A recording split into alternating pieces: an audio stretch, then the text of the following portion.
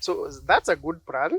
And definitely, there's something that maybe I would commend you for, despite the challenges that you've gone through to decide to come this way. At least as you proceed to increase the cows, because I can see they are good. Having enough fodder, it's a good plan. I don't know, how would you advise a new entrant? I think if you are intending to be a dairy farmer, plant the fodder first, silage it if you can, then buy the animal. Because once the animal is on your ground, it needs to eat. And you cannot feed it cheaply if you do not have the feed. So the Pak Chong is a fast-growing napier. Sure. It's slightly higher than most in protein, crude protein. So if in 60 days you can feed animals, that means you can buy your cow in under a month. But you have to plan, plan how the cow is going to eat for the next year. That means you have to have, if an acre of Pak Chong gives you how many metric tons? 200 metric tons is a lot. Yeah. And that can feed 20 cows 20 cows. comfortably. I mean. Yeah, for a whole year. Sure. So if you can have that beforehand, and let's say you have silaged it, that means the next year and the years to come, you will always be ahead of the animals. Sure. So the thing is to always have the food or the feed ready. Sure. And the feed has to be quality feed. Sure. And Pak Chong is not 100% cow feed, but it's the bulk of the feed. The napier is a bulk of the feed. Sure. If it is taking more than 50%, Sure. then it is better you have the Pak Chong, then you have some napier or some star grass that you can cut and carry together and make for your animal. So, like, how have you been sourcing the silage? Our silage, we have been buying the silage from They are good silage makers, but it will still come down to eating into your profits. And it's maize silage. It is good for the animals, no problem. But in Kajiado, it is very hard to grow maize for silage because they are more demanding than, let's say, the napier. Even the weather conditions. Even the weather conditions then make it harder for you to say, I can grow 10 acres of maize for silage for cows.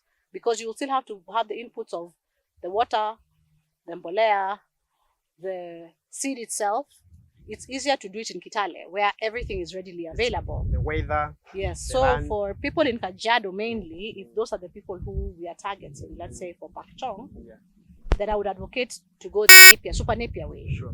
Because it is easier for the farmer and it is better for the animal. Sure. So it's a sweet spot where you have feed which is good quality and it can go 6 months. Six months you have your feed ready. Because even the silage, after a month it's ready to go. Ready. Sure. Yeah. So you have planted from seed, it has been irrigated, you have silaged it, and the cow is ready to eat. So, like, so far, maybe on average, what percentage of maybe your resources has been taken, or the profit from the cow has been taken by feeds? I think right now we're at about 70%.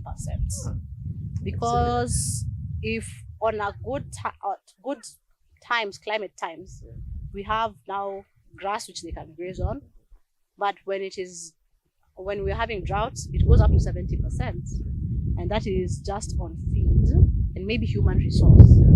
So you have to prepare the feed, to do everything to ready it for the cow to be able to eat.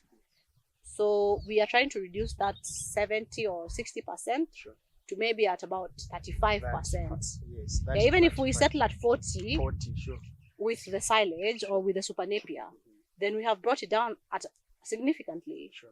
So the thing is to seriously reduce the costs of feed, because cows, yes, they have a few more needs, whether it is AI, whether it is medicating them, whether it is cleaning them, but that is maybe 10%. Sure. So this 60% being feed is quite high. That's high. Yeah, That's so high. It should not be so much, because that means it's not a profitable business in that sense. And maybe that's what so many farmers are facing. That's why every day maybe more are being discouraged. Or maybe that's the reason we have so many small farmers in India. Yes, because I think it's hard to then grow your herd from 10 to 20 to 30 to 60 if you do not have feed. Sure.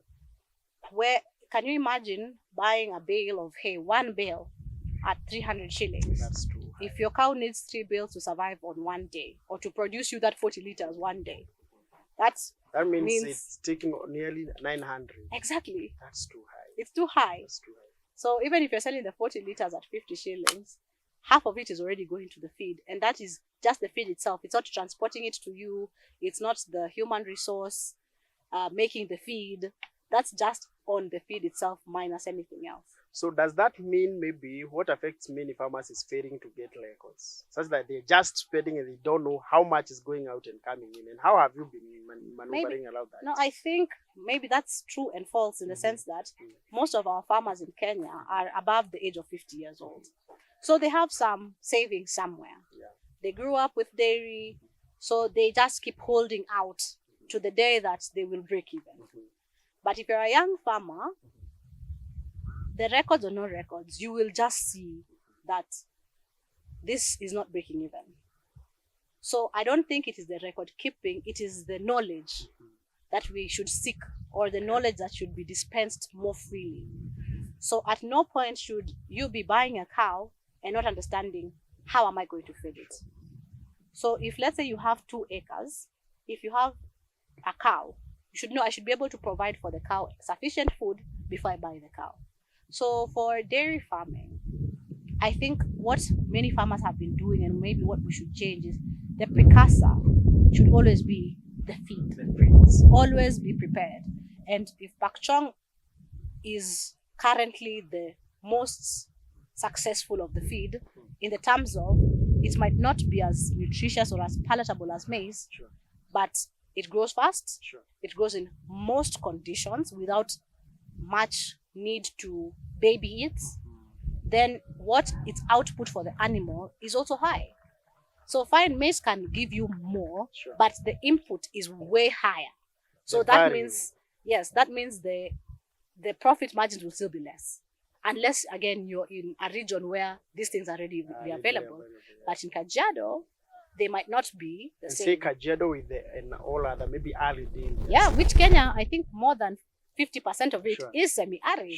Whether we're talking about Machakos, whether we're talking about going into the coastal region, it is dry. But this crop does not struggle in the droughts. And even when it is completely dry, the crop itself will not die. Once the rains come, it will rejuvenate, you'll get the seed again. It's perennial. It's perennial, yeah. And how are you maybe thinking of how you'll be preparing? Is it cut and feed, or maybe you're making some plans for? I think, as anything, we'll be excited to have it. You know, when you have an acre, you're so excited. Because we've never had an acre of the Pak Chong. We've had it in small bits. So we will definitely have cut and carry, because it has been what we have been doing.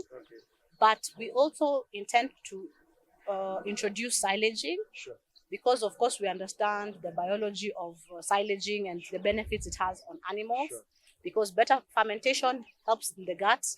So that means it's using less energy to produce the same amount of milk.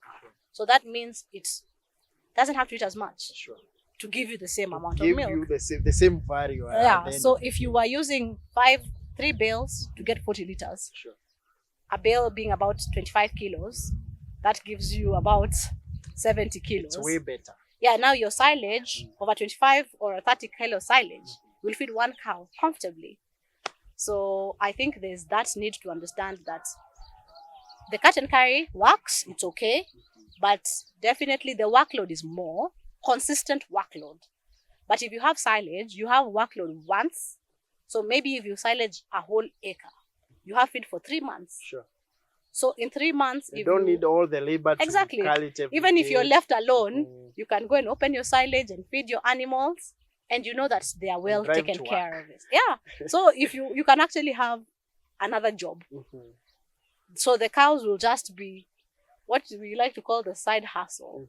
But they will not need to be the side hustle, because they will be bringing in what you need. A lot of income. Yeah, so you can basically just feed your cows and go for vacation the rest of the day until you have to come and milk it again. That's so good to hear, especially for me as a young person. I would be willing to do a lot of daily farming so that every day I'm somewhere in Marindi. So maybe what's your parting shot? I know you've taken your time to take us through around the farm. Yeah. And we really appreciate a lot for freely sharing the information. At times when we give it to the farmers, they also want to hear it from fellow farmers so that we can encourage the art of sharing of knowledge. Yeah. Maybe, I think yes. The thing that I would tell farmers is maybe associate more with each other, because this information is there. It's just that you don't know that your neighbor has it and your neighbor has it. Sure. And with associations, it definitely benefits bringing this information to one pot. Sure. And now taking from it, you can benefit yourself. Sure. That's definitely one. But two is understand what you're getting into. We have, I think, hobbyists in Kenya, where I have a bit of savings left, so I'll do some onions, or I'll do some cabbages, or you do what is in fashion. Or you hear, oh, bees, the propolis is so much money. So you get into it, but we don't stick to things for long. That makes any singular market not thrive. So you'll find a year where something is so fashionable, it's a lot, then 5 years later, it's disappeared.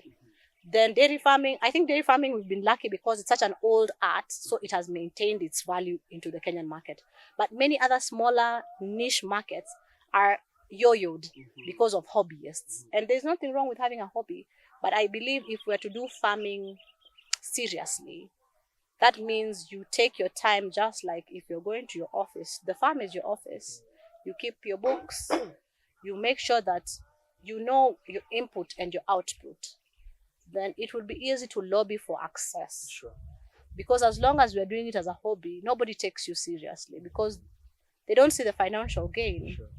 But in farming, I think most of Kenya has a lot of farming and it employs so many people, but it should employ people consistently. And we also become a food secure. Exactly, because we're not food secure and because of these hobbies we have. Sure. So today I'm into something, tomorrow it doesn't give me money. You know, it's not a get-rich scheme. Farming cannot be a get-rich scheme. It takes time. I've just told you, if you're having a cow, it needs 2 years to have a calf, so it can start giving you milk.